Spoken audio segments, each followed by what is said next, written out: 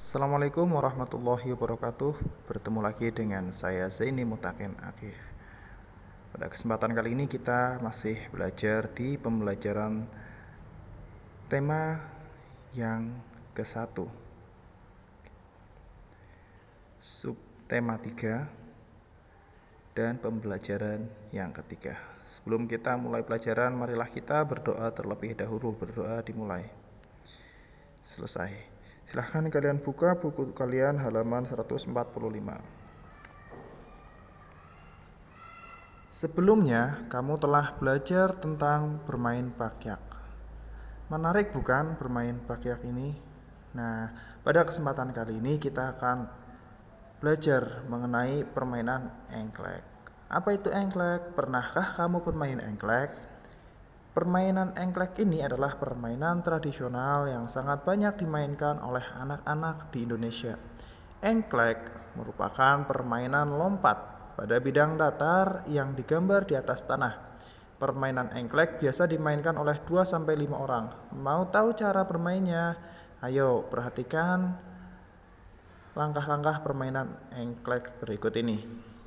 Jumlah pemain engklek bisa terdiri dari 2, 3, 4, bahkan lebih dari 5, sesuai dengan jumlah yang kalian inginkan. Kemudian peralatan apa saja untuk memainkan engklek? Yang pertama, gacuk atau pecahan genting. Ya, pecahan genting tahu ya. Kemudian kapur tepung untuk garis. Ya, ini bisa kalian lihat ya, membuat garis seperti itu. Kemudian cara bermainnya bagaimana? Nah, cara bermainnya adalah kalian melompat dengan menggunakan satu kaki di setiap petak-petak yang telah digambar. Jadi satu kakinya diangkat. Kemudian siapkanlah gacuk sebelum bermain. Ya, pecahan gentingnya kalian siapkan. Kemudian yang ketiga, lempar gacuk ke salah satu petak.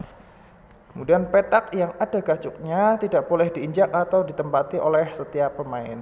Kemudian lompatlah ke petak berikutnya dengan satu kaki mengelilingi petak-petak yang ada. Kemudian pilihlah sebuah petak yang dijadikan sawah. Setelah menyelesaikan satu putaran, petak itu boleh diinjak dengan 2 kaki.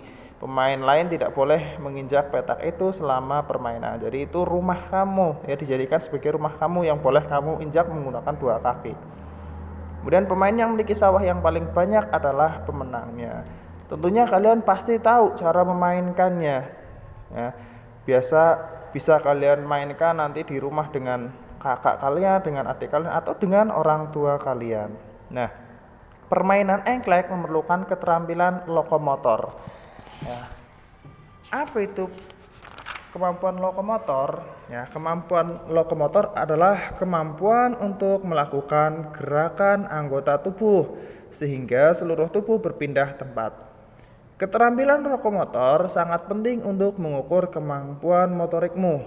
Beberapa kemampuan atau keterampilan lokomotor dasar yang kamu kuasai adalah: yang pertama, berjalan, berlari, dan melompat. Nah, ini adalah beberapa keterampilan lokomotor dasar yang harus kalian kuasai, termasuk dalam permainan engklek tadi, ya kan, ada berjalan, berlari, dan melompat. Nah, selain permainan engklek, bangsa Indonesia juga mempunyai banyak permainan yang diwariskan secara turun-temurun. Nah, coba mari kita cari tahu lebih jauh tentang budaya Fahombo batu atau lompat batu yang biasa dilakukan oleh masyarakat di Pulau Nias. Kalian perhatikan dengan baik. Fahombo batu. Tradisi lompat batu berasal dari suku Nias. Suku Nias berasal dari Pulau Nias yang terletak di sebelah Pulau Sumatera. Lompat batu atau yang dikenal dengan nama Fahombo batu merupakan ciri khas masyarakat Nias. Tradisi melompati batu hanya dilakukan oleh kaum laki-laki, khususnya pemuda. Mereka harus melompati susunan batu setinggi 2 meter dengan ketebalan 40 cm. Tradisi ini bertujuan untuk menunjukkan kekuatan dan ketangkasan para pemuda yang melakukannya. Seseorang yang berhasil melakukan tradisi ini dianggap hebat, baik bagi dirinya maupun keluarga dan masyarakat di desa itu.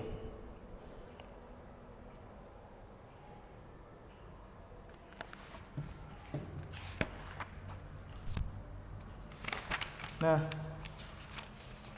pada setiap paragrafnya kalian perhatikan ya, pada paragraf Fahum Bupatu ini ya. Tentunya ada gagasan pokok, ada gagasan pendukung setiap paragrafnya. Nah, lompat Fahum ini merupakan salah satu kekayaan budaya yang ada di Indonesia. Sebagai anak Indonesia, kita harus bersyukur dengan kekayaan yang kita miliki ini.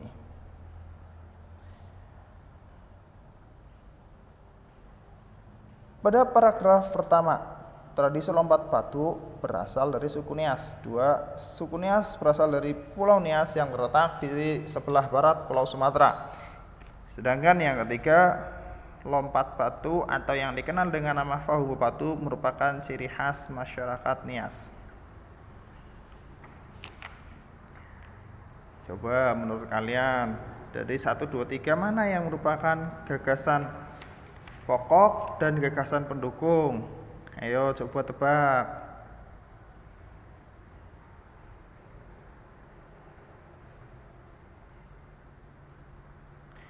Ya, betul sekali.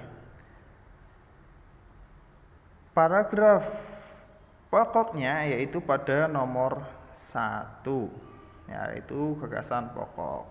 Kemudian pada nomor 2 dan 3 merupakan gagasan pendukung. Tentunya kalian sudah sangat hafal ya, mana gagasan pokok, mana gagasan pendukung ya. Sudah kita bahas dari subtema 1, 2 sampai di subtema yang ketiga ini.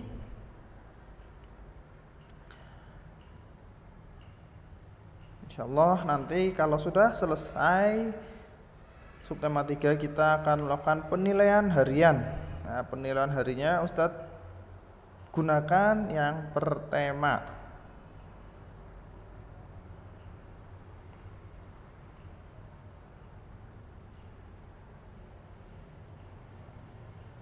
Sungguh kaya kebudayaan Indonesia. Sebagai anak Indonesia kita harus bersyukur dengan kekayaan ini. Kita dapat mencicipi makanan beragam, permainan tradisional yang berbeda, dan tentunya mengenal kebiasaan-kebiasaan yang berbeda. Banyak hal yang kita pelajari dari keanekaragaman tersebut. Beberapa permainan tradisional membutuhkan teriakan pemainnya. Semakin banyak yang berteriak, semakin banyak pula suara yang kita dengar. Pernahkah kamu mencoba berteriak di lapangan? Lalu apa yang terjadi? Bandingkan juga ketika kamu berteriak dalam kamar mandi. Apa perbedaannya? Apa lebih nyaring? Ya, apa lebih kecil? Nah, pasti kalian pernah ya ketika di kamar mandi sambil bernyanyi ya. Ini jangan ditiru ya. Kalau mandi kalian harus tenang ya.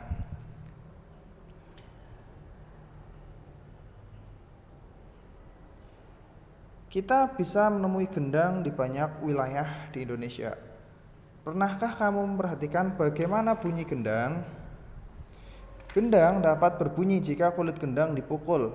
Saat dipukul, kulit gendang bergetar. Nah, getaran ini menghasilkan bunyi. Bunyi tersebut masuk ke sebuah rongga yang terdapat di bawah kulit. Bentuk rongga memengaruhi bunyi yang dihasilkan.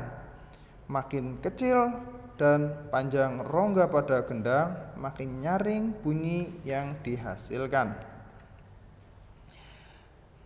Nah, kalian baca lagi teks ini tentang pemantulan dan penyerapan bunyi ya, agar kalian lebih paham. Pemantulan dan penyerapan bumi ya, di buku kalian halaman 152.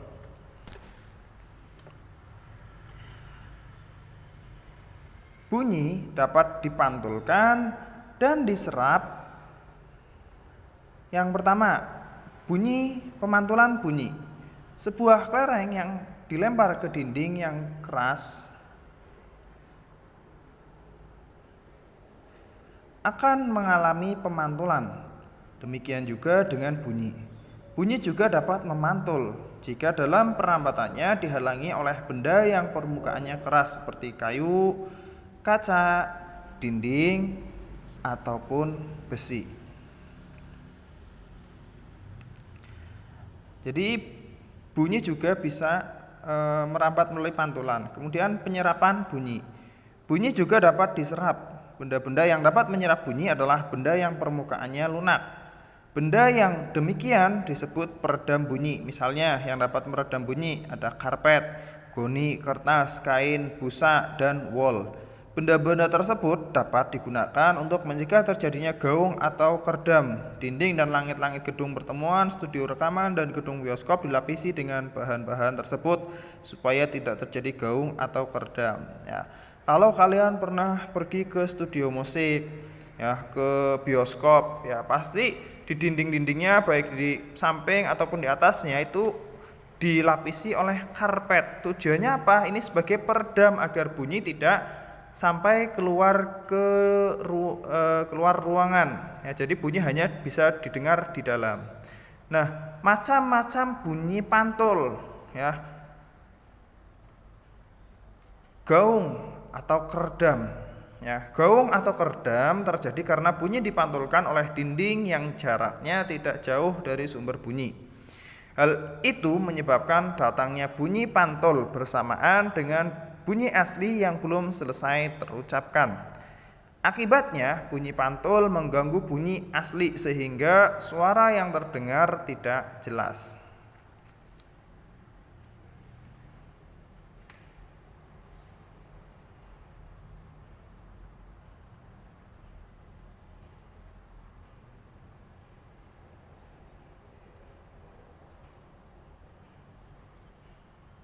Kemudian yang kedua, gema. Tahukah kalian apa itu gema? Nah, gema ini terjadi karena bunyi dipantulkan oleh dinding yang jaraknya jauh dari sumber bunyi. Hal itu menyebabkan datangnya bunyi pantul setelah bunyi asli selesai terucap. Jadi bunyi pantul yang terdengar lengkap sesudah bunyi asli. Gema sering terjadi di gua, lembah, dan bukit yang jaraknya jauh serta permukaannya keras dan rapat. Selain itu, gema juga dapat dipergunakan untuk mengukur kedalaman jurang atau gua. Nah, contoh gema ini kalau misalkan kalian berteriak di ruang terbuka, misalkan makan, nanti ada bunyi pantulan makan. Nah, itu namanya gema. Nah, ini terjadi karena kalian berteriak di ruang terbuka, ya, dan pantulannya terletak lebih jauh. Ya, kalian coba bisa praktekkan. Kalian berteriak di ruangan yang kosong, kalian berteriak di dalam jurang. Nah, gema ini juga bisa untuk mengukur kedalaman jurang.